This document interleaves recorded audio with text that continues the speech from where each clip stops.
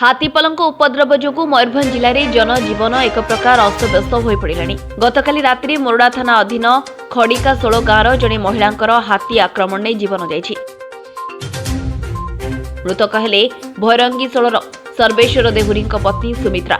शनिवार भोर समय खंड विखंडित शव को उद्धार करथिला पुलिस, जहाँकि सेठाकार ग्रामवासी सूत्ररू जଣାपड़ी कि से महिला घरे स्वामी स्त्री मध्य कलह होइथिबारु महिला जनक रागी जाई रात्रि कुआडे घर छाड़ी पलाई जाइथिले और ता परदिन सकाळु ग्रामवासी माने सेही महिला मृत शरीर देखि पुलिस और तांको परिवार लोकों को जणाइथिले, जहा फଳରେ कि तांको परिवार लोक आसी मृत शरीर को चिन्हट करथिले।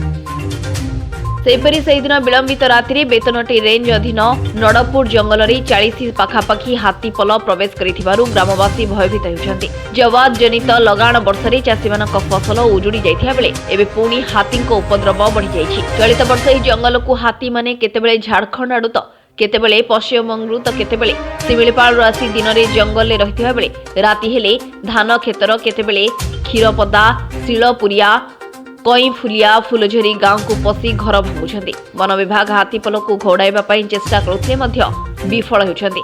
एणु लोकमानंक पाखरे अनुरोध कि दयाकरी रात्रि समय रे गमनागमन न करंतु और जदि बा यातायात करुछन्ति ताले टिके सतर्कता अवलंबन करंतु।